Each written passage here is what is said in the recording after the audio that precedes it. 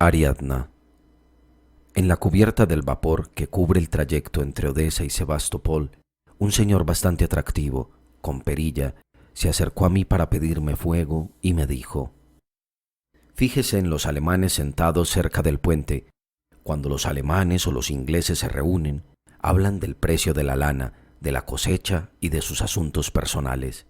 En cambio, cuando los rusos nos juntamos, solo hablamos de mujeres o de temas elevados, sobre todo de mujeres». El rostro de ese señor me resultaba familiar.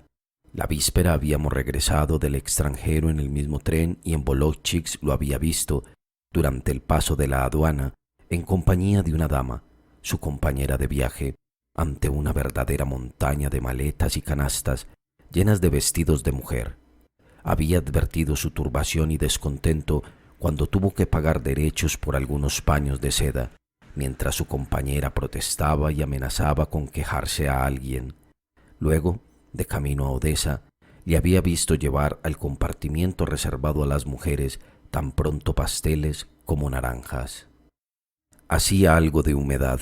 El barco se balanceaba un poco y las damas se habían retirado a sus camarotes. El señor de la perilla se sentó a mi lado y siguió hablando. «Sí, cuando los rusos se reúnen solo hablan de temas elevados o de mujeres. Somos tan inteligentes y tan importantes que solo proferimos verdades y no podemos resolver más que cuestiones de orden superior.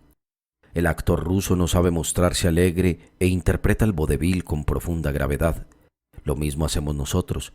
Cuando hay que hablar de naderías, las tratamos desde el punto de vista más elevado. Es una señal de falta de arrojo, sinceridad y sencillez. En cuanto a las mujeres, tengo la impresión de que hablamos tan a menudo de ellas porque nos sentimos insatisfechos. Las idealizamos demasiado y planteamos exigencias que no se ajustan a lo que la realidad puede ofrecernos, de modo que lo que obtenemos está muy lejos de lo que deseamos. El resultado es la insatisfacción, la quiebra de las ilusiones, los sufrimientos morales y la costumbre de hablar siempre de la causa de nuestro dolor». «¿Le molesta a usted que sigamos conversando?» «En absoluto». «En ese caso, permítame que me presente», dijo mi interlocutor, incorporándose ligeramente. «Iván Ilich Shamohin, propietario moscovita. En cierta manera, yo a usted lo conozco bien». Se sentó y continuó mirándome a la cara con cordialidad y franqueza.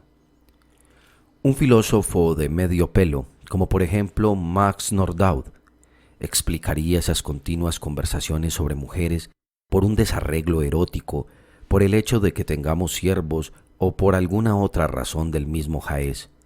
Pero yo contemplo la cuestión de otra manera. Se lo repito, estamos insatisfechos porque somos idealistas. Querríamos que las criaturas que nos dan la vida fueran superiores a nosotros y a cuanto hay en el mundo. Cuando somos jóvenes, poetizamos y adoramos a la mujer de la que nos enamoramos. Entre nosotros, amor y felicidad son términos sinónimos. En Rusia se desprecia el matrimonio sin amor y la sensualidad no solo es objeto de burlas, sino motivo de repulsión. Las novelas y los relatos de más éxito son los que presentan mujeres bellas, poéticas y sublimes, en cuanto a la admiración que despiertan desde siempre entre nosotros las Madonas de Rafael o la preocupación que mostramos por la emancipación de la mujer. Puedo asegurarle que no hay en ello el menor rastro de afectación.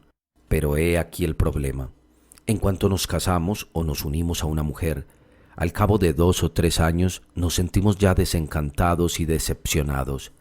Nos ligamos a otras y volvemos a desilusionarnos y a angustiarnos. Al final nos convencemos de que las mujeres son mendaces, frívolas, fatuas, injustas, inferiores, crueles. En definitiva, que, lejos de ser superiores a nosotros, los hombres, son incomparablemente inferiores. Entonces, insatisfechos, decepcionados, no nos queda otro remedio que refunfuñar y comentar, llegado el caso, que hemos cometido una grave equivocación. Mientras Shamohin hablaba, reparé en que la lengua y el ambiente rusos le causaban un intenso placer. Probablemente se debía a que en el extranjero Había sentido nostalgia de la patria, alababa a los rusos y les asignaba un raro idealismo, sin por ello hablar mal de los extranjeros, y eso predisponía en su favor. No era menos evidente que le abrumaba alguna pena, que tenía más ganas de hablar de sí mismo que de las mujeres, y que no iba a librarme de escuchar una larga historia con tintes de confesión.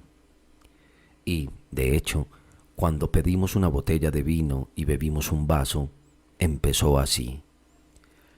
Recuerdo que en un relato de Wellman alguien dice: «Ahí tienen una historia». Y otro le responde: «Eso no es una historia, sino la introducción de una historia». De la misma manera, lo que le he dicho hasta ahora solo es una introducción. A decir verdad, me gustaría contarle mi última aventura. Perdone que vuelva a preguntarle: ¿no le aburre escucharme? Le dije que no, y él continuó. La acción transcurre en la provincia de Moscú, en uno de sus distritos septentrionales. La naturaleza del lugar, debo confesarlo, es sorprendente. Nuestra propiedad se encuentra en la escarpada orilla de un río de rápida corriente, en un paraje llamado El Remolino, donde las aguas braman día y noche. Imagínese un gran jardín a la antigua, amenos parterres, colmenas, un huerto y abajo el río con sus rizados sauces, los cuales, cuando cae en abundancia el rocío, parecen algo mates, como si hubieran encanecido. En la otra orilla se extienden las praderas y más allá, coronando una colina, un terrible y oscuro pinar. En ese bosque los níscalos crecen a puñados y en lo más profundo de su seno se ocultan los alces.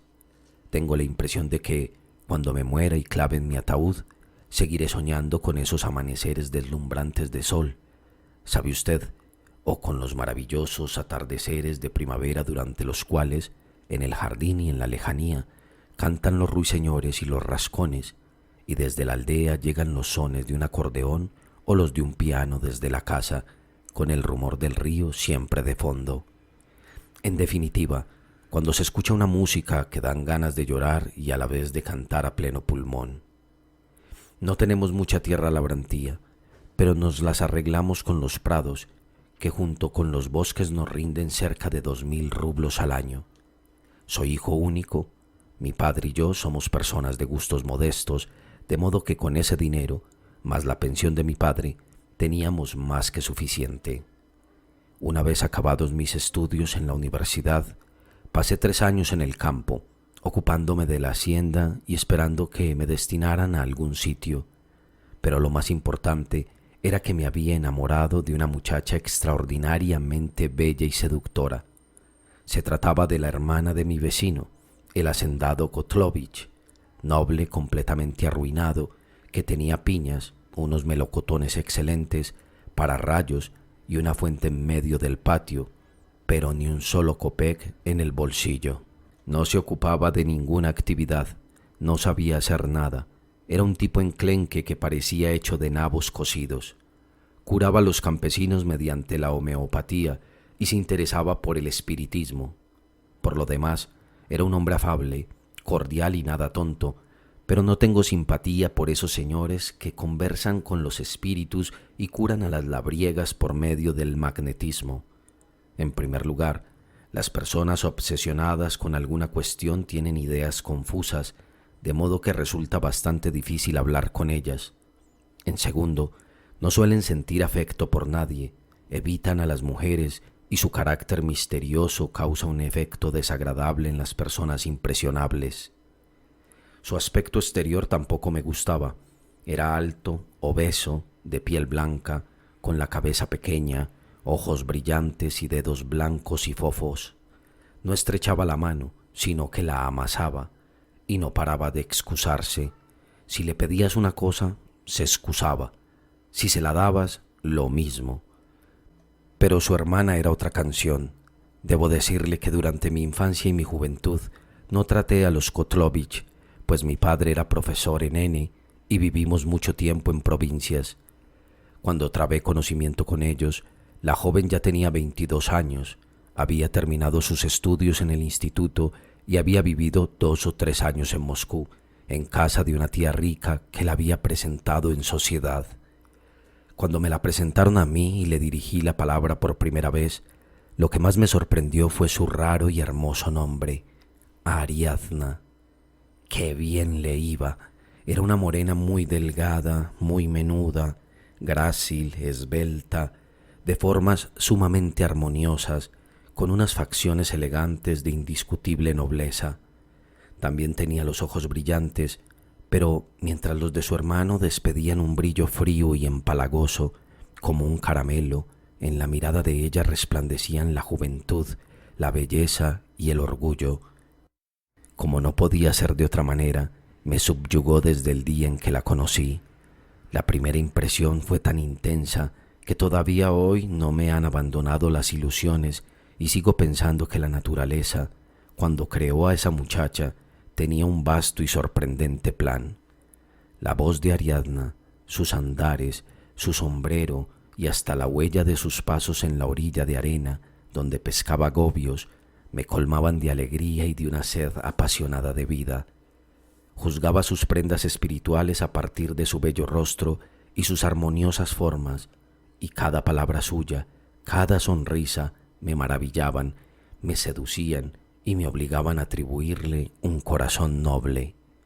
Era amable, comunicativa, alegre, sencilla de trato, hablaba de Dios y de la muerte con palabras llenas de poesía, y en su registro moral había tal cantidad de matices que hasta sus defectos sabía dar un toque personal y encantador. Supongamos que tuviera necesidad de un caballo nuevo y careciera de dinero. ¿Dónde estaba la dificultad? Podía vender o hipotecar alguna propiedad, y si el administrador juraba que no había nada que vender o hipotecar, podían quitarse los tejados de chapa de los pabellones y expedirlos a la fábrica. O bien, cuando el trabajo estaba en su máximo apogeo, llevar los caballos de tiro al mercado y venderlos por una minucia. Esos deseos desenfrenados a veces llevaban la desesperación a la casa entera, pero los expresaba con tanta gracia que al final se le perdonaba y se le permitía todo, como si fuese una diosa o la mujer del César. Mi amor era tan arrebatador que pronto dejó de ser un secreto para mi padre, para los vecinos, para los campesinos, y mi persona era objeto de la compasión general. Cuando, por ejemplo, ofrecía vodka a los trabajadores, ellos se inclinaban y decían: «Que Dios le conceda casarse con la señorita Kotlovich». La propia Ariadna sabía que la amaba. A menudo llegaba hasta nuestra casa, montada a caballo o en coche, y a veces pasaba días enteros con mi padre y conmigo. Había trabado amistad con mi padre, y él le había enseñado incluso a montar en bicicleta, que era su distracción favorita. Recuerdo que una tarde se disponían a dar un paseo y ella solicitó mi ayuda para subir al sillín. Estaba tan guapa ese día que, al tocarla, tuve la impresión de quemarme los dedos y me vi sacudido por temblores de éxtasis. Los dos se alejaron por la carretera, apuestos y gráciles, y al cruzarse con el caballo moro del administrador, éste se echó a un lado, como si también él se hubiera quedado impresionado por la belleza de Ariadna. Mi amor y mi admiración la conmovían, la enternecían, y ella deseaba apasionadamente sentir la misma fascinación que yo y corresponderme de la misma manera. Era tan poético. Pero no podía como yo amar de verdad, pues era de natural frío y estaba ya bastante corrompida. En su corazón se había aposentado un demonio que le susurraba día y noche lo encantadora y divina que era, y, como no sabía para qué había sido creada y por qué se le había concedido la vida, se imaginaba que en el futuro sería muy rica y famosa. Soñaba con bailes, carreras de caballos, libreas, aposentos suntuosos y un salón propio con un verdadero enjambre de condes, príncipes, embajadores, pintores y artistas célebres, todos inclinándose ante ella y admirando su belleza y su vestuario. Esa sed de poder y de éxitos personales, esa preocupación constante por una misma cuestión, hacen que la gente se vuelva fría, y Ariadna lo era, no solo conmigo, sino también con la naturaleza, con la música. Entretanto, El tiempo pasaba y los embajadores no llegaban. Ariadna seguía viviendo en casa de su hermano espiritista, donde los asuntos cada vez iban peor, hasta el punto de que la joven ya no tenía con qué comprarse un vestido o un sombrero, viéndose obligada a recurrir al ingenio y a la astucia para ocultar su pobreza. Como hecho a propósito, cuando vivía en Moscú, en casa de su tía, un tal príncipe Maktuyev, hombre adinerado pero totalmente insignificante, había solicitado su mano. Ella lo rechazó sin contemplaciones, pero ahora, a veces, la atormentaba el gusano del arrepentimiento. ¿Por qué había rehusado? Lo mismo que nuestros campesinos soplan con repulsión cuando en el vas flotan cucarachas, pero de todos modos se lo beben. Ella recordaba al príncipe torciendo el gesto con desprecio, pero no dejaba de comentar. Diga lo que quiera, pero un título encierra algo inefable y fascinador. Soñaba con títulos, con esplendores, y al mismo tiempo no quería perderme. Por mucho que sueñe uno con embajadores, el corazón no es de piedra y lamenta el marchitamiento de la juventud. Ariadna quería enamorarse, hacía ver que se sentía atraída por mí e incluso juraba que me amaba. Pero yo soy un hombre nervioso y sensible. Cuando alguien me ama, lo percibo incluso a distancia, sin necesidad de protestas y juramentos, y en ese caso solo sentía un soplo frío, y cuando ella me hablaba de amor, me parecía estar oyendo el canto de un ruiseñor mecánico. La propia Ariadna comprendía que le faltaba pasión, sufría por ello y más de una vez la vi llorar. El caso es que un día, figúrese, me abrazó de pronto con ímpetu y me besó. Fue al atardecer, a la orilla del río, y yo pude ver en sus ojos que no me amaba, que solo me abrazaba por curiosidad, para probarse, como diciéndose, veamos lo que sucede. La experiencia se me antojó espantosa. Le cogí las manos y le dije con desesperación, esas caricias sin amor me hacen daño. ¡Qué estrafalario es usted!, exclamó ella con despecho, al tiempo que se alejaba. Es muy probable que al cabo de 1 año o 2 me hubiera casado con ella, poniendo fin a esta historia, pero al destino se le antojó organizar nuestro romance de otro modo. Sucedió que en nuestro horizonte surgió un personaje nuevo. El hermano de Ariadna recibió la visita de un compañero de universidad llamado Mijail Ivanich Lupko, hombre amable del que los cocheros y criados decían, es un señor muy interesante. Era de talla mediana, enjuto, calvo, con cara de buen burgués, pálida y poco atractiva, aunque no desagradable, bigote tupido y bien cuidado, cuello arrugado como el de un ganso, lleno de granos y con una gran nuez.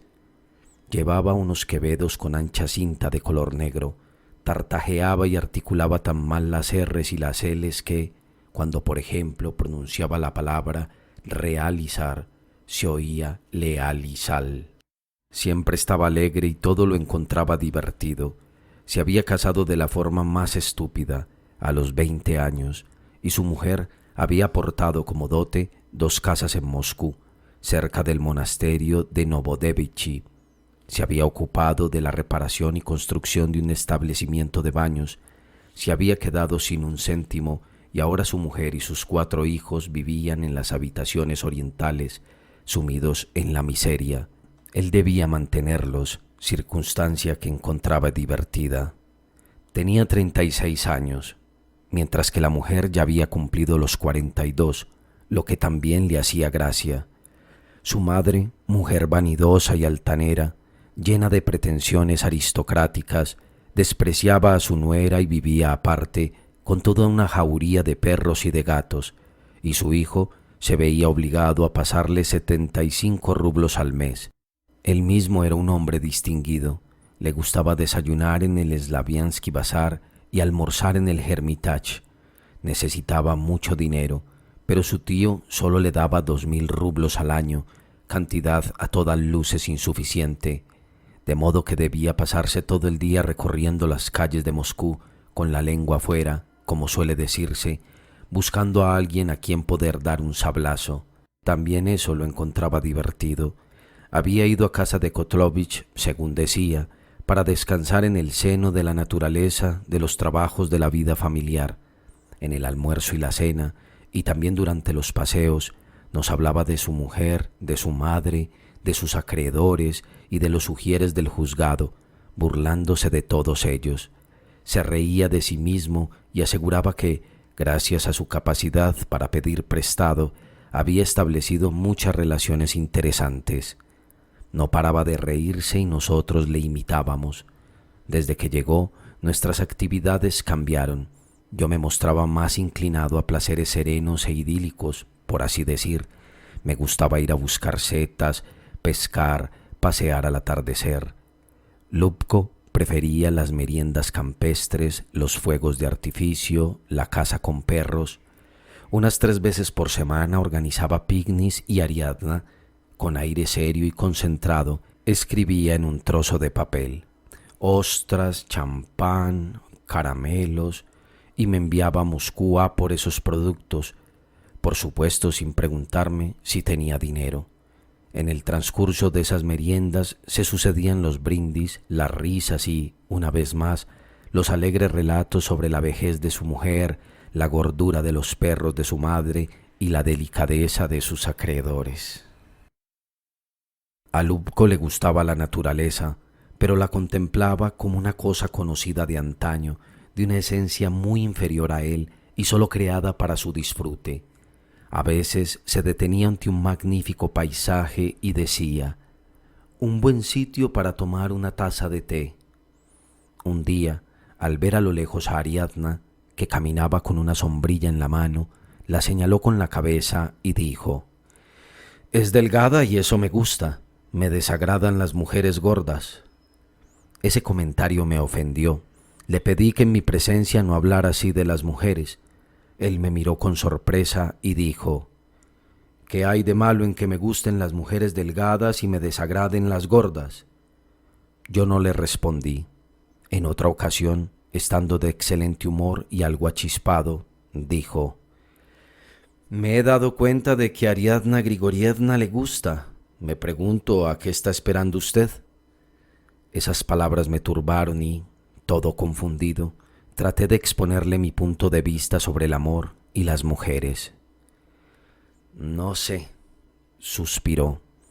«En mi opinión, una mujer es una mujer y un hombre, un hombre. Que Ariadna Grigorievna sea una criatura poética y sublime, como usted dice, no significa que deba escapar a las leyes de la naturaleza. Como usted mismo ve, ha alcanzado ya una edad en que necesita un marido o un amante. Respeto a las mujeres no menos que usted, pero pienso que ciertas relaciones no excluyen la poesía. La poesía es una cosa y un amante otra. Lo mismo pasa con la agricultura. La belleza de la naturaleza es una cosa y el beneficio que rinden los bosques y los campos otra». Cuando Ariadna y yo pescábamos gobios, Lubko se tumbaba en la arena y me gastaba bromas o me enseñaba preceptos de vida. «Me sorprende, señor, que pueda pasarse sin una aventura amorosa», decía. «Es usted joven, atractivo, interesante, en una palabra, un hombre como hay pocos y, sin embargo, vive usted como un monje. Ah, estos viejos de 28 años. Soy casi 10 años mayor que usted, pero ¿quién es más joven de los dos? Díganoslo usted, Ariadna Grigorievna». «Usted, sin duda», respondía ella. Y cuando se aburría de nuestro silencio y de la atención con que vigilábamos nuestras boyas, se volvía a la casa. Ariadna entonces me decía, mirándome con irritación: «Que Dios me perdone, pero más que un hombre parece usted la indecisión personificada. Los hombres deben desbocarse, perder la cabeza, cometer errores, sufrir. Una mujer puede perdonar la insolencia y el descaro, pero nunca ese carácter suyo tan reflexivo». Estaba enfadada de veras y añadió: «Para tener éxito hay que ser decidido y arrojado. Lubko no es tan apuesto como usted, pero sí más interesante, y siempre tendrá éxito con las mujeres porque, a diferencia de usted, es un hombre...». Se percibía incluso cierta exasperación en su voz. Un día, durante la cena, sin dirigirse a mí, empezó a decir que si fuera un hombre no enmohecería en el campo, sino que emprendería un viaje y pasaría el invierno en algún lugar del extranjero, en Italia, por ejemplo. ¡Ah, Italia! En ese momento mi padre, sin darse cuenta, añadió más leña al fuego. Habló largo rato de Italia, de lo bien que se estaba allí, de lo maravillosa que era la naturaleza, de los magníficos museos. De Ariadna se apoderó un deseo repentino e irreprimible de visitar Italia. Hasta dio un puñetazo en la mesa y sus ojos centellearon. Quería partir. Desde ese momento solo hablaba de lo adorable que sería visitar Italia. ¡Ah, Italia! ¡Oh, Italia! Y así todos los días. Cuando me miraba por encima del hombro, veía en su expresión fría y obstinada que en sus sueños había conquistado ya el país entero, con sus salones, sus extranjeros y sus turistas célebres, que no había manera de retenerla. Yo le aconsejaba esperar un poco, aplazar el viaje 1 año o 2, pero ella comentaba con una mueca de disgusto: «Es usted tan razonable como una vieja». Lubko se mostró favorable al viaje. Aseguraba que saldría muy barato y que también él iría con gusto para descansar de las preocupaciones de la vida familiar. Le confieso que me comporté con tanta ingenuidad como un colegial, movido menos por los celos que por el presentimiento de algo espantoso e insólito. Me esforzaba cuanto podía en no dejarlos solos y ellos se burlaban de mí. Por ejemplo, cuando entraban en la habitación, hacían como si acabaran de besarse, etc. Pero he aquí que una hermosa mañana su hermano el espiritista, pálido y abotargado, vino a verme y pidió hablar a solas conmigo. Era un hombre sin voluntad. A pesar de su educación y de su delicadeza, no podía abstenerse de leer una carta ajena si la encontraba encima de la mesa, y ese día, durante la conversación, me confesó implícitamente que había leído una carta de Lubko a Ariadna. Por esa carta me he enterado de que ella se dispone a partir para el extranjero en los próximos días. Querido amigo, estoy muy preocupado. Explíquemelo usted, por el amor de Dios. No entiendo nada. Hablaba y respiraba con dificultad, echándome el aliento en la cara, que olía a carne cocida. Perdone que le haga partícipe del secreto de esa carta, continuó, pero es amigo de Ariadna y ella le tiene en alta estima. Quizás sepa usted algo. Ella tiene intención de partir, pero ¿con quién? El señor Lubko también se apresta a viajar con ella. Perdone, pero ese comportamiento me parece extraño por su parte. Es un hombre casado, tiene hijos y, sin embargo, hace declaraciones de amor. Tutea a Ariadna en la carta. Perdóneme, pero es muy extraño. Sentí que el frío se apoderaba de mí, que mis manos y mis pies se agarrotaban y noté un dolor tan intenso en el pecho como si me hubieran introducido una piedra afilada. Kotlovich, desfallecido, se dejó caer en un sillón, con los brazos colgando como las correas de un látigo. «¿Qué puedo hacer yo?», le pregunté. «Influir en ella, convencerla. Juzgue usted mismo. ¿Qué es Lubko para ella? ¿Están juntos? ¡Oh, Dios mío! Es terrible, terrible», prosiguió cogiéndose la cabeza con las manos. «Tiene excelentes pretendientes, el príncipe Mactuye y otros. El príncipe la adora, sin ir más lejos.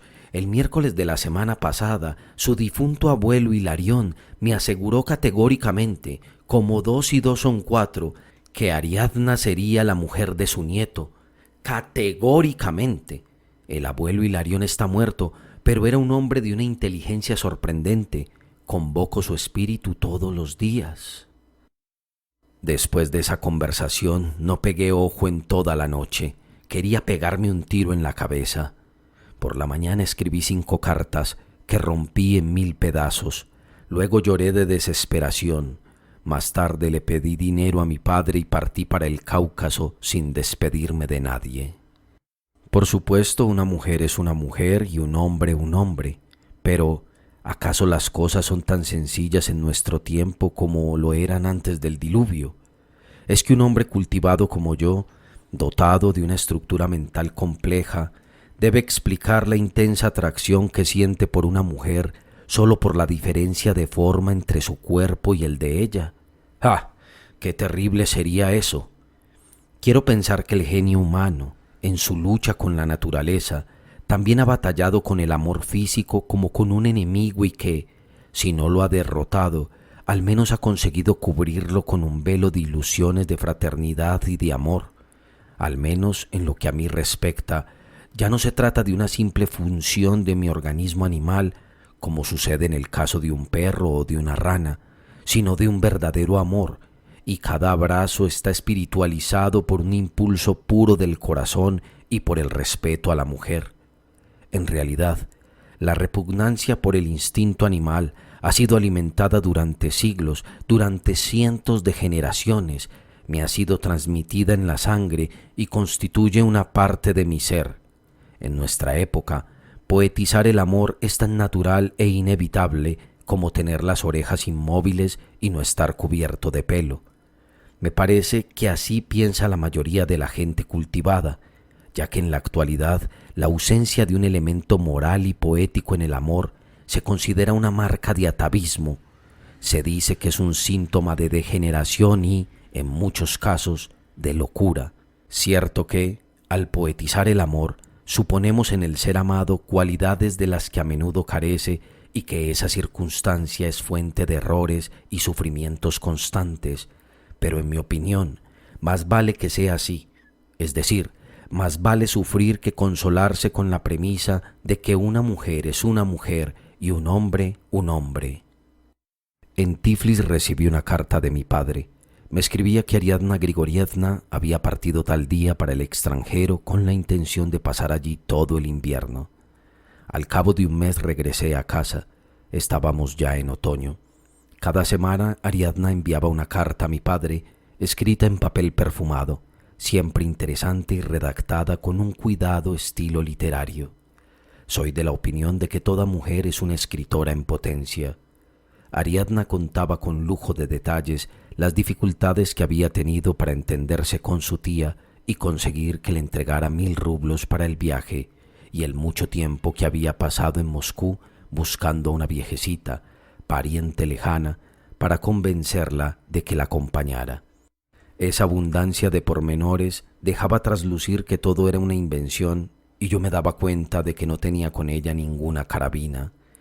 Poco después recibí una carta suya, también perfumada y escrita con primor. Me decía que me echaba de menos, que sentía nostalgia de mis bellos ojos, inteligentes y enamorados, y me reprochaba en tono amistoso que estuviera perdiendo mi juventud y enmoheciera en el campo cuando hubiera podido, como ella, vivir en el paraíso, bajo las palmeras y aspirar el aroma de los naranjos. Firmaba así: Ariadna, abandonada por usted. Luego, al cabo de un par de días, llegó otra carta del mismo jaez y con la siguiente firma: La olvidada por usted. Mi cabeza se llenó de niebla. La amaba apasionadamente, soñaba con ella cada noche y ella me decía que la había abandonado, olvidado. ¿Por qué? ¿Para qué? A todo eso hay que añadir el tedio de la vida rural, los largos atardeceres, los pensamientos angustiosos sobre Lubko. La incertidumbre me atormentaba, emponzoñaba mis días y mis noches, se me hacía insoportable. No pude resistirlo más y partí. Ariadna me esperaba en Abasia. Llegué allí una jornada tibia y luminosa. Había llovido y las gotas todavía colgaban de los árboles. Me detuve ante la inmensa dependencia, semejante a un cuartel, donde vivían Ariadna y Lubko. No estaban en casa. Me dirigí al parque municipal. Paseé por sus alamedas y luego me senté. Junto a mí pasó un general austriaco con las manos en la espalda y las mismas franjas rojas en el pantalón que lucen los nuestros. Luego un coche de niño, cuyas ruedas chirriaban en la arena húmeda. Más tarde un anciano decrépito de tez biliosa, un grupo de ingleses, un cura y de nuevo el general austriaco, una banda militar que acababa de llegar de Fiume con sus instrumentos resplandecientes, fue ganando poco a poco el templete. Empezó el concierto. ¿Ha estado usted alguna vez en Abacia? Es una pequeña ciudad eslava con una sola calle sucia y apestosa por la que, después de la lluvia, solo se puede caminar con chanclos. Había leído tantos comentarios sobre ese paraíso terrenal, siempre con fascinación, que luego, al atravesar con precaución, levantándome el pantalón, esa estrecha calle, al comprar, llevado por el aburrimiento, unas peras duras a una vieja campesina que, al enterarse de mi nacionalidad, balbuceó algunas cifras en ruso y al preguntarme, lleno de perplejidad, dónde podía ir y qué podía hacer, encontrándome inevitablemente con otros rusos tan decepcionados como yo, sentí despecho y vergüenza. Hay en esa localidad una tranquila bahía surcada por vapores y barcas de velas multicolores. Desde allí alcanzan a verse Fiume y las islas lejanas, envueltas en una bruma de color lila. Sería un hermoso panorama si la vista de la bahía no estuviera obstruida por hoteles y dependencias de una torpe arquitectura burguesa, con los que los rapaces especuladores han cubierto toda esa verde orilla. El resultado es que la mayor parte del tiempo no ve usted otra cosa en ese paraíso que ventanas, terrazas y placitas con veladores blancos y camareros con fracs negros. Hay un parque similar al de todas las ciudades balneario del extranjero. Las frondas oscuras, inmóviles y taciturnas de las palmeras, la arena brillante y amarilla de las alamedas, el verde intenso de los bancos, los resplandecientes y relumbrantes instrumentos de la banda militar, las franjas rojas en el pantalón del general, todo eso acaba cansando en solo 10 minutos, y sin embargo está uno obligado, Dios sabe por qué, a pasar allí 10 días, 10 semanas. A lo largo de mi forzada peregrinación por distintas ciudades balneario, fui convenciéndome cada vez más de lo incómoda y aburrida que es la vida de las personas satisfechas y adineradas, de lo débil y desvaído de su imaginación, de lo pusilánime de sus gustos y deseos. Cuánto más felices que ellos son esos turistas jóvenes y viejos que, faltos de dinero para vivir en un hotel, se alojan en cualquier sitio, disfrutan de la visión del mar desde lo alto de las montañas, tumbados en la verde hierba, van a pie, ven de cerca los bosques y los pueblos, observan las costumbres del país, escuchan sus canciones, se enamoran de sus mujeres. Mientras esperaba en el parque, cayó la tarde y en medio del crepúsculo apareció mi Ariadna, elegante y resplandeciente como una princesa. Tras ella venía Lupko, vestido de pies a cabeza con ropas nuevas y amplias, compradas probablemente en Viena. ¿Por qué se ha enfadado usted?, le decía. ¿Qué le he hecho? Al verme dio un grito de alegría. Seguramente, de no habernos encontrado en un parque, se habría arrojado a mi cuello. Me apretaba las manos con fuerza y se reía. Yo también reía y la emoción casi me hacía llorar. Empezaron las preguntas. ¿Cómo iba todo en el campo? ¿Cómo estaba mi padre? ¿Había visto a su hermano? Etcétera. Exigía que la mirara a los ojos y me preguntaba si recordaba los gobios, nuestras pequeñas discusiones, las meriendas campestres. Qué agradable era todo eso, la verdad, dijo con un suspiro. Pero aquí tampoco nos aburrimos, tenemos muchos conocidos, mi querido y buen amigo. Mañana le presentaré a una familia rusa. Solo le pido, por favor, que se compre otro sombrero. Me examinó y frunció el ceño. Abacia no es una aldea, añadió. Aquí todo tiene que ser comme il le faut. Luego fuimos a un restaurante. Ariadna no dejaba de reír, de bromear, de llamarme su querido, bueno e inteligente amigo. Parecía como si no acabara de creer que estuviera a su lado.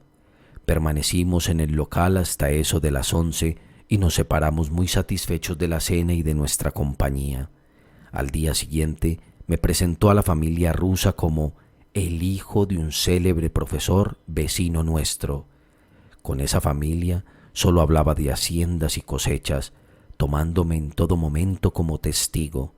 Trataba de aparecer como una propietaria muy acaudalada y la verdad es que lo conseguía. Se comportaba de un modo exquisito, como la aristócrata de pura cepa que era. «Hay que ver cómo es mi tía», dijo de pronto, mirándome con una sonrisa. «Tuvimos una pequeña disputa y se marchó a Meran. ¿Qué le parece?». Más tarde, cuando paseaba con ella por el parque, le pregunté: «¿De qué tía me hablaba hace un momento? ¿Qué más tiene que decirme de ella?». «Es una mentira piadosa», contestó Ariadna riéndose. «No deben saber que estoy aquí sin acompañante». Al cabo de un minuto de silencio, se apretó contra mí y dijo: «Mi querido y buen amigo, reconcíliese con Lupko. Es tan desdichado. Su madre y su mujer son verdaderamente horribles». Trataba a Lupko de usted y, cuando se iba a la cama, le decía lo mismo que a mí: «Hasta mañana». Vivían en plantas diferentes.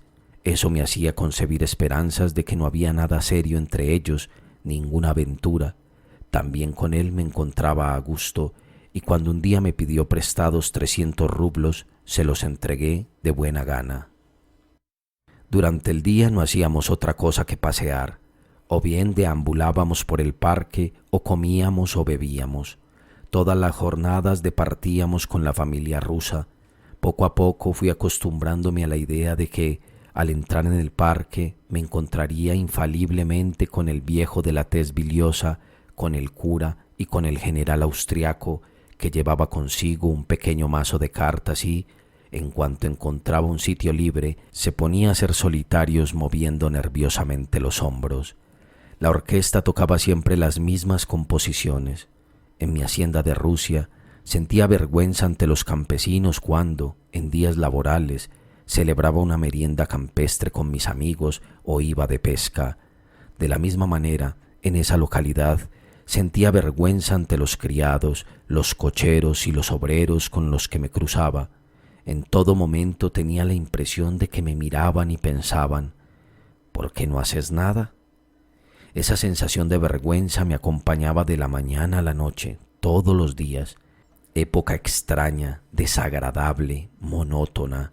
Lo único que ponía un punto de variedad eran las solicitudes de Lupko, que tan pronto me pedía 100 guldenes como 50. Ese dinero le resucitaba al momento, como a un morfinómano la droga, y empezaba a reírse ruidosamente de su mujer, de sí mismo o de sus acreedores. Pero llegaron las lluvias y empezó a hacer frío. Partimos para Italia y yo telegrafié a mi padre para pedirle que me enviara a Roma, en nombre del cielo, un giro de 800 rublos.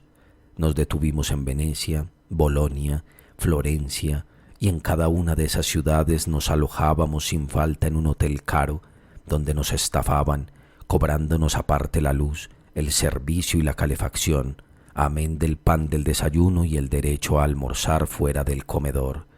Comíamos muchísimo. Por la mañana nos servían un café completo. A la 1 el almuerzo, compuesto de carne, pescado, una tortilla, queso, fruta y vino. A las 6, cena de 8 platos, con largos intervalos durante los cuales bebíamos vino y cerveza. A las 9 tomábamos el té. Antes de medianoche, Ariadna declaraba que tenía hambre y pedía que le trajeran jamón y unos huevos pasados por agua. Nosotros también comíamos para hacerle compañía. Entre colación y colación, recorríamos los museos y las exposiciones, siempre obsesionados por el pensamiento de llegar tarde al almuerzo o a la cena. Yo me aburría delante de los cuadros y me entraban deseos de volver a mi habitación para tumbarme. Me sentía fatigado, buscaba con los ojos una silla y repetía con hipocresía ante los otros: «¡Qué maravilla! ¡Qué ligereza!». Como boas saciadas, solo prestábamos atención a los objetos brillantes. Los escaparates de las tiendas nos hipnotizaban, Nos quedábamos extasiados ante broches de bisutería y comprábamos toda suerte de artículos inútiles e insignificantes. Lo mismo sucedió en Roma. El tiempo en aquella ciudad era lluvioso y soplaba un viento frío. Después de un copioso desayuno, fuimos a visitar el templo de San Pedro que, debido a nuestros vientres llenos y quizá al mal tiempo, no nos causó ninguna impresión. En aquella ocasión nos acusamos mutuamente de indiferencia por el arte y estuvimos a punto de discutir. Llegó el dinero enviado por mi padre. Recuerdo que fui a recogerlo por la mañana. Me acompañó Lubko. «El presente no puede ser pleno y feliz cuando existe un pasado», dijo. «En mi caso, ese pasado es como un pesado fardo al cuello. Por lo demás, si tuviera dinero, no habría de qué preocuparse, pero soy más pobre que una rata. Créame si le digo que solo me quedan 8 francos», continuó bajando la voz. «Y sin embargo, tengo que enviar 100 rublos a mi mujer y otros tantos a mi madre, y correr con los gastos de aquí. Ariadna es como una niña, no quiere entender la situación y gasta a manos llenas como una duquesa. ¿Por qué se compró ayer un reloj? Y, dígame, ¿por qué seguimos interpretando el papel de corderitos?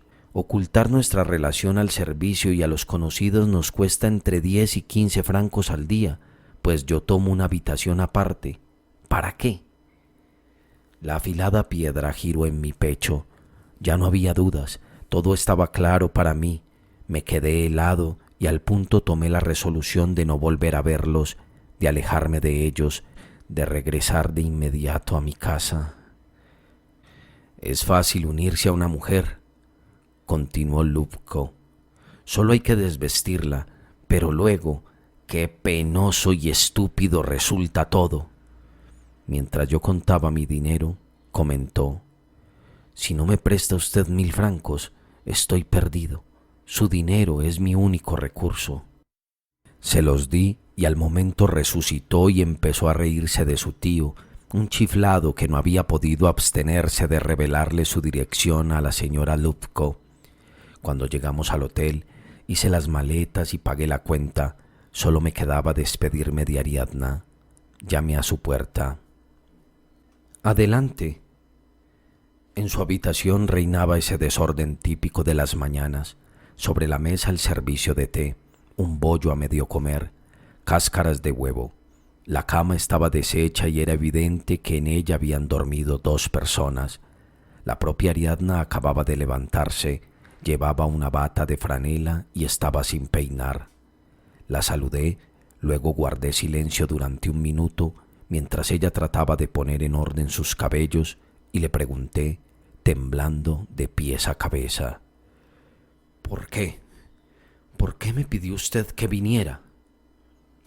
Por lo visto, ella adivinó lo que estaba pasando, pues me cogió la mano y dijo: «Quería que estuviera usted aquí. Es usted tan puro». Me avergoncé de mi propia emoción, de mis temblores, y si de pronto rompí a llorar. Salí sin añadir palabra y al cabo de 1 hora ya había tomado asiento en un tren. Durante todo el viaje, Dios sabe por qué, no dejé de figurarme que Ariadna estaba embarazada. Su recuerdo me inspiraba repugnancia, y todas las mujeres a las que veía en los vagones y en las estaciones me parecían también embarazadas y a su vez despertaban en mí repulsión y piedad. Me encontraba en la posición de un avaro lleno de avidez y de codicia que descubre de pronto que todas sus monedas son falsas. Las escenas puras y graciosas que durante tanto tiempo había arrullado mi imaginación, movida por la pasión, mis planes y esperanzas, mis recuerdos, mis consideraciones sobre el amor y las mujeres, todo eso se burlaba ahora de mí y me sacaba la lengua. ¿Es posible que Ariadna, me preguntaba con horror, esa muchacha de deslumbrante hermosura e inteligencia, hija de un senador, haya podido unirse a ese hombre banal, insulso y sin interés? ¿Y por qué no iba a amar a Lubko? Me respondía. ¿En qué es peor que yo? Ah, que amar a quien quisiera, pero ¿Por qué mentir? No obstante, ¿por qué razón debía de ser sincera conmigo? Y así seguía reflexionando, siempre en el mismo tono, hasta que la cabeza me daba vueltas. En el tren hacía frío, iba en primera clase, pero había 3 personas por asiento. El vagón carecía de dobles ventanas. La puerta de salida daba directamente al compartimiento y yo me sentía como encadenado, oprimido, abandonado, digno de lástima. Tenía los pies ateridos y no dejaba de recordar lo seductora que estaba esa mañana con su bata y sus cabellos revueltos. En esos momentos, sobrecogido por unos celos terribles y un dolor moral angustioso, me veía sacudido por tales estremecimientos que mis compañeros de vagón me miraban con sorpresa e incluso pavor. Una vez en Rusia me encontré montoneras de nieve y una temperatura de 20 grados bajo cero. Me gusta el invierno porque en esa época, en el interior de las casas, incluso durante la más cruda helada, el ambiente es especialmente templado. Qué gusto da ponerse una zamarra de piel y unas botas de fieltro en un día gélido y despejado y ocuparse de alguna tarea en el jardín o en el patio, o leer en una habitación bien caldeada, sentarse en el despacho paterno, ante la chimenea, tomar un baño de vapor.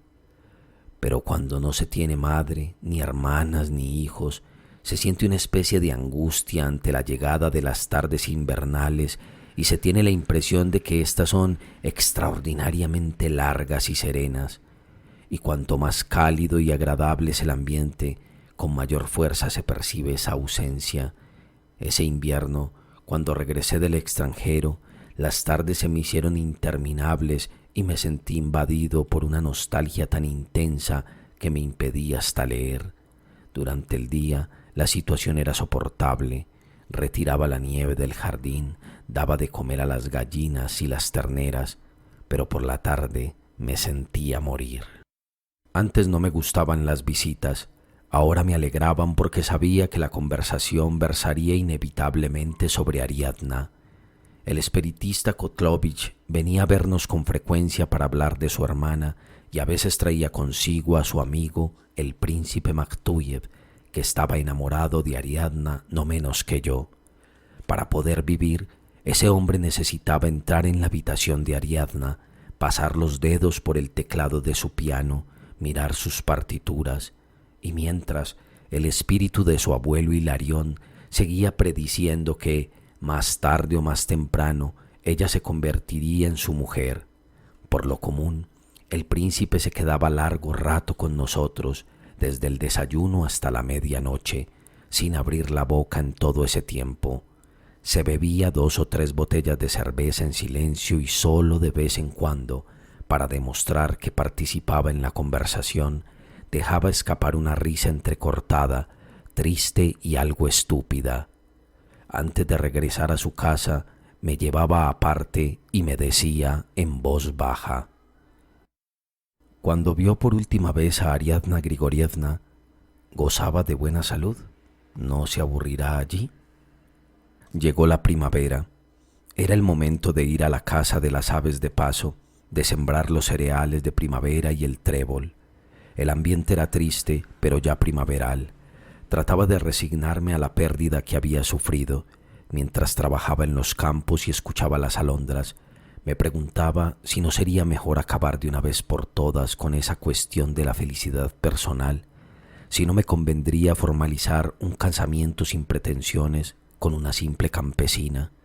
Pero de pronto, cuando los trabajos estaban en su apogeo, recibí una carta con sello de Italia, y el trébol, las colmenas, los terneros y la muchacha campesina se desvanecieron como humo.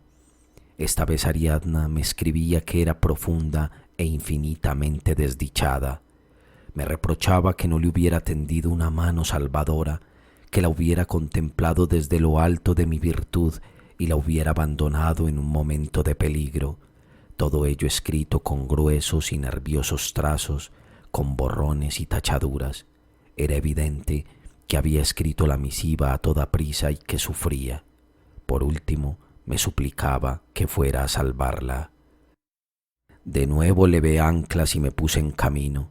Ariadna vivía en Roma. Llegué a última hora de la tarde. Cuando ella me vio, estalló en sollozos y se arrojó a mi cuello.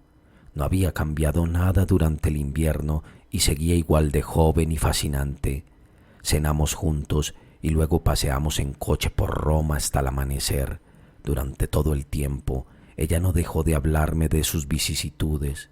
Yo le pregunté dónde estaba Lubko. «No me recuerde a esa bestia», gritó. «Me repugna, me da asco». «Pero estaba usted enamorada de él, creo», le dije. «Nada de eso. Al principio lo encontraba original y me daba pena, nada más. Es descarado, toma a las mujeres por asalto y todo eso tiene su encanto. Pero no hablemos de él, es una triste página de mi vida. Se ha ido a Rusia en busca de dinero. Que tenga buen viaje. Le he dicho que no se atreva a volver». Ya no se alojaba en un hotel, sino en un apartamento privado de 2 habitaciones que había amueblado a su gusto, con un toque frío y lujoso. Después de la marcha de Lubko, había contraído con sus conocidos una deuda de cerca de 5.000 francos, de modo que mi llegada era en verdad una salvación para ella. Tenía intención de llevarla de vuelta a casa, pero no lo conseguí. Sentía nostalgia de la patria, pero el recuerdo de las privaciones sufridas, de la pobreza, del tejado herrumbroso de la casa de su hermano, despertaba en ella repulsión y le hacía temblar, de manera que, cuando le propuse regresar, me apretó las manos convulsivamente y dijo: «No, no, allí me moriría de aburrimiento». Luego mi amor entró en su última fase, en su último cuarto. «Sea el mismo enamorado de antaño, quiérame un poco», me decía, inclinándose hacia mí. «Es usted un hombre taciturno y reflexivo, le asusta ceder a los impulsos y siempre está pensando en las consecuencias. ¡Ah, qué aburrido! Se lo ruego, se lo suplico, muéstrese cariñoso. Mi puro, mi santo, mi querido amigo, le amo tanto». Me convertí en su amante. Al menos durante un mes estuve como loco, sintiéndome arrebatado por el éxtasis. Tener en los brazos un cuerpo joven y hermoso, disfrutar de él, percibir su calor cada vez que te despiertas y recordar que ella, mi Ariadna, estaba allí conmigo. Ah, no es fácil acostumbrarse a todo eso. Pero, de todos modos, fui habituándome y poco a poco empecé a analizar con mayor serenidad mi nueva situación.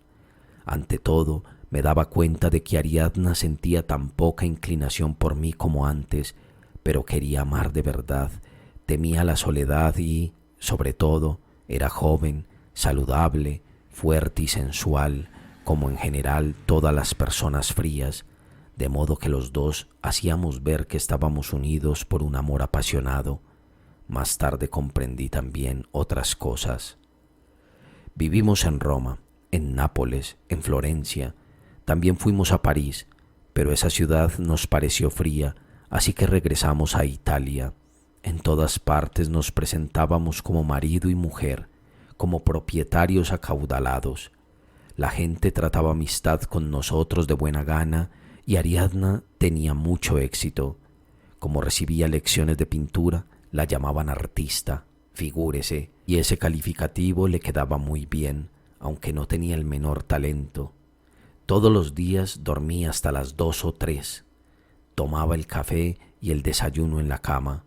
Para el almuerzo encargaba sopa, langosta, pescado, carne, espárragos y caza. Luego, cuando se acostaba, yo le llevaba a la cama alguna cosa, roast beef, por ejemplo, que ella masticaba con una expresión triste y preocupada, y cuando se levantaba por la noche, comía manzanas y naranjas. La cualidad principal y, por así decir, fundamental de esa mujer era una sorprendente astucia.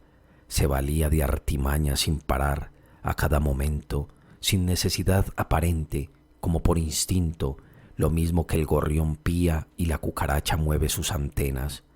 Fingía conmigo, con el servicio, con el portero, con los propietarios de las tiendas, con los conocidos. No había conversación ni encuentro que estuviera exento de visajes y poses. Bastaba que en nuestra habitación entrara un hombre, daba igual quién, un camarero o un varón, para que su mirada, su expresión, su voz y hasta las líneas de su cuerpo cambiaran. Si nos hubiera visto entonces al menos una vez, habría pensado que en toda Italia no había personas más mundanas y adineradas que nosotros.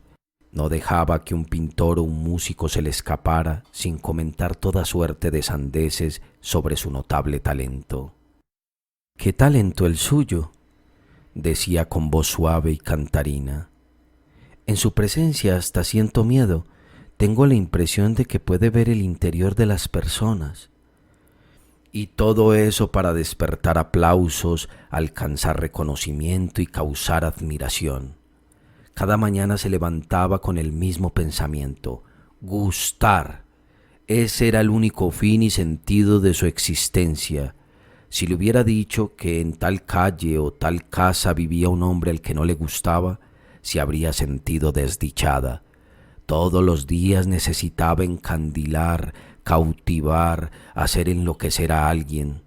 Tenerme en su poder y anularme por completo con sus encantos suscitaba en ella la misma delectación que embargaba antaño a los vencedores de los torneos. Mi humillación no le bastaba, de modo que por las noches, arrellanada como una tigresa, sin taparse con la ropa de cama, siempre tenía calor, me leía las cartas que le enviaba Lupko, en las que le rogaba que regresara a Rusia. De lo contrario, juraba que desvalijaría o mataría a alguien para procurarse dinero y poder reunirse con ella. Aunque lo odiaba, sus cartas apasionadas y serviles la conmovían. Tenía en alta estima sus atributos. Consideraba que, si en una concurrida reunión hubieran visto la armonía de sus formas y el color de su piel, habría conquistado no solo toda Italia, sino el mundo entero. Esas conversaciones sobre sus formas y el color de su piel me disgustaban y, como ella se había dado cuenta, cuando se enfadaba, para molestarme, decía toda clase de vulgaridades y me provocaba. Un día, en la casa de campo de una dama, llegó a decirme en un arrebato de cólera: «Si no deja usted de importunarme con sus sermones, me desvestiré en este mismo instante y me tumbaré completamente desnuda sobre estas flores». A menudo, cuando la veía dormir, comer o tratar de imprimir a su rostro una expresión ingenua, pensaba: ¿para qué le ha dado Dios esa extraordinaria belleza, ese encanto y esa inteligencia? ¿Solo para tumbarse en la cama, comer y decir una mentira tras otra? Pero merecía el calificativo de inteligente. Le asustaba ver 3 velas, así como el número 13. Le aterraba pensar en el mal de ojo y en los sueños de mal agüero. Hablaba del amor libre y en general de la libertad como una vieja beata. Aseguraba que Boleslav Markevich escribía mejor que Turgenev, pero era diabólicamente astuta e ingeniosa y sabía mostrarse en sociedad como una persona muy cultivada y avanzada. No le costaba nada, ni siquiera en los momentos de mayor alegría, ofender a un criado o matar un insecto. Le gustaban las corridas de toros, disfrutaba leyendo las informaciones sobre asesinatos y se enfadaba cuando se absolvía a los encausados. Con la vida que llevábamos, necesitábamos mucho dinero. Mi pobre padre me enviaba su pensión y todos sus magros ingresos. Pedía prestado para mí en cuanto se le presentaba la ocasión. Una vez me respondió: «Non aveo», y yo le envié un telegrama en el que le suplicaba que hipotecara la hacienda. Poco después le pedí que obtuviera dinero mediante una segunda hipoteca. En uno y en otro caso cumplió mi petición sin un reproche y me envió todo el dinero, hasta el último kopek. Ariadna desdeñaba las cuestiones prácticas, se desentendía de ellas y, cuando yo gastaba miles de francos para satisfacer sus deseos insensatos, gimiendo como un árbol viejo, ella se ponía a cantar con total serenidad. Addio, bella Napoli. Poco a poco mis sentimientos por ella fueron enfriándose y empecé a avergonzarme de nuestra relación. No me gustan los embarazos y los partos, pero a veces soñaba con un niño que habría sido la justificación formal de nuestra existencia. Para no caer en el mayor desprecio de mí mismo, empecé a frecuentar los museos y las galerías, me aficioné a la lectura, me acostumbré a comer con frugalidad, abandoné la bebida, me obligaba a seguir ese régimen de vida de la mañana a la noche y sentía cierto alivio en mi alma. Ariadna, por su parte, se había cansado de mí. Además, las personas entre las que tenía éxito eran todas de condición mediana. Había tan pocos embajadores y salones como antes y carecíamos de dinero. Todo eso la humillaba y la hacía sollozar. Finalmente, acabó confesándome que no le importaría volver a Rusia. Nos pusimos en camino. Los meses previos a nuestra partida intercambió una copiosa correspondencia con su hermano. Era evidente que concebía unos planes secretos que solo Dios conocía. Yo ya me había cansado de desentrañar sus artimañas, pero no volvimos a la aldea, sino que fuimos a Yalta y después al Cáucaso. Ella solo puede vivir en ciudades balneario. Si supiera usted cuánto las odio, qué ahogo y vergüenza me producen. Cómo me gustaría volver a la aldea, cómo me gustaría trabajar, ganarme el pan con el sudor de mi frente, enmendar mis errores. Siento en mi interior un aluvión de fuerzas y tengo la impresión de que, si las pusiera en tensión, recuperaría la hacienda en 5 años. Pero, como ve, existe una complicación. Aquí no estamos en el extranjero, sino en nuestra Santa Madre Rusia, de modo que hay que pensar en el matrimonio. Por supuesto, la pasión ha desaparecido, del amor de antaño no queda ni rastro, pero, sea como fuere, estoy obligado a casarme con ella. Shamohin, conmovido por su propio relato, y yo bajamos y seguimos hablando de las mujeres. Era ya tarde, resultó que estábamos alojados en el mismo camarote.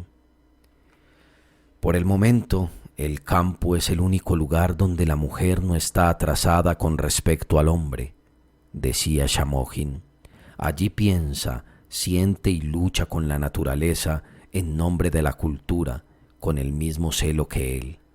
La mujer urbana, burguesa e intelectual está atrasada desde hace mucho tiempo y retorna a su condición primigenia. Es ya un ser medio humano, medio animal, y a ella se debe que se hayan perdido muchas de las conquistas del genio humano. La mujer está desapareciendo poco a poco, sustituida por una criatura primitiva. Ese aspecto retrógrado de la mujer intelectual constituye una seria amenaza para la cultura. Trata de arrastrar al hombre en ese movimiento regresivo y detiene su avance. Es algo indudable. Le pregunté por qué generalizaba, por qué juzgaba a todas las mujeres a partir del ejemplo de esa Ariadna. La aspiración de las mujeres a la instrucción y la igualdad de los sexos, que considero una pretensión justa, excluye en sí misma la suposición de un movimiento regresivo. Pero Shamohin apenas me escuchaba y sonreía con aire incrédulo. Era ya un misógino apasionado y recalcitrante y no había manera de hacerle cambiar de opinión. «Ah, basta», me interrumpió. «Desde el momento en que la mujer, en lugar de ver en mí un ser humano y un igual, me considera un macho y a lo largo de toda su vida no se preocupa de otra cosa que de gustarme, es decir, de conquistarme, ¿cómo puede hablarse de igualdad de derechos? Ah, no las crea, son muy astutas. Los hombres nos preocupamos de su libertad, pero ellas en verdad no la desean, solo fingen quererla.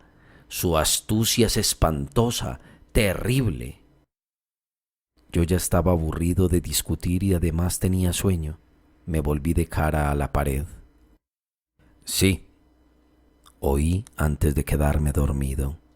«Sí, la culpa de todo la tiene nuestra educación, amigo. En las ciudades, toda la educación y la instrucción que reciben las mujeres consiste fundamentalmente en convertirlas en seres medio humanos, medio animales, es decir, en seres que gusten al macho y sepan conquistarlo. Sí, añadió Shamohin con un suspiro. Sería necesario que fueran educadas e instruidas con los niños para que unas y otras estuvieran siempre juntos. Hay que educar a la mujer de modo que sepa, como el hombre, reconocer sus yerros, pues ahora, de creer en su palabra, siempre tienen razón. Hay que enseñar a las niñas, desde la cuna, que el hombre no es ante todo un galán ni un partido, sino una criatura semejante, su igual en todo. Hay que enseñarlas a utilizar la lógica, a generalizar, y no asegurarles que su cerebro pesa menos que el del hombre y, en consecuencia, pueden mostrar indiferencia por las ciencias, por las artes y, en general, por las cuestiones culturales. El aprendiz de zapatero o de pintor de brocha gorda también tiene un cerebro de menores dimensiones que un hombre adulto y, sin embargo, participa en la lucha general por la existencia, trabaja, sufre. Hay que abandonar también esa manera de referirse a la fisiología, el embarazo y el parto, ya que, en primer lugar, la mujer no da a luz todos los meses, en segundo, no todas las mujeres tienen hijos, y en tercero, una campesina normal trabaja en los campos la víspera misma del alumbramiento sin que le pase nada. Además, hay que llegar a una igualdad absoluta en la vida diaria. Si un hombre le ofrece una silla a una dama o coge del suelo el pañuelo que ella ha dejado caer, ella debe pagarle con la misma moneda. No pongo la menor objeción a que una muchacha de buena familia me ayude a ponerme el abrigo o me dé un vaso de agua. Esas fueron las últimas palabras que escuché, pues me quedé dormido. A la mañana siguiente, mientras nos aproximábamos a Sebastopol, el tiempo era húmedo y desagradable. El barco cabeceaba. Shamohin estaba sentado conmigo en el puente, meditabundo y silencioso. Cuando llamaron para el té, hombres con el cuello del abrigo levantado y mujeres con rostros pálidos y soñolientos empezaron a bajar. Una dama, joven y muy hermosa, la misma que en Voloschik se había enfadado con los funcionarios locales, se detuvo ante Shamohin y le dijo con la expresión de un niño caprichoso y mimado: «Jean, tu pajarito se ha mareado». Luego, en el transcurso de mi estancia en Yalta, vi cómo esa hermosa dama pasaba al galope en un caballo amblador, perseguida por dos oficiales que apenas podían seguir su paso. Más tarde, una mañana, la descubrí tocada de gorro frigio y ataviada con un delantal. Estaba sentada en el malecón y pintaba un estudio al óleo, rodeada a cierta distancia de una gran multitud que la admiraba. También yo trabé conocimiento con ella. Me apretó la mano con fuerza y, mirándome extasiada, me agradeció con voz cantarina y suave el placer que le procuraban mis obras. «No la crea», me susurró Shamohin, «no ha leído un solo libro suyo». Una tarde, mientras paseaba por el malecón, me encontré con Shamohin, que cargaba con unos voluminosos paquetes llenos de aperitivos y frutas. «El príncipe Maktuye está aquí», dijo con alegría. «Llegó ayer con el hermano de Ariadna, el espiritista. Ahora entiendo el motivo de aquella correspondencia. Señor», continuó, levantando los ojos al cielo y apretando los paquetes contra el pecho, «si llegara a algún acuerdo con el príncipe, eso significaría la libertad. Podría regresar al campo, a casa de mi padre». Y se alejó corriendo. «Empiezo a creer en los espíritus», me gritó dándose la vuelta. «Parece que el espíritu del abuelo Hilarión estaba en lo cierto. ¡Ah! Ojalá sea así». Al día siguiente de ese encuentro partí de Yalta, de modo que desconozco cómo habrá acabado la aventura de Shamohin.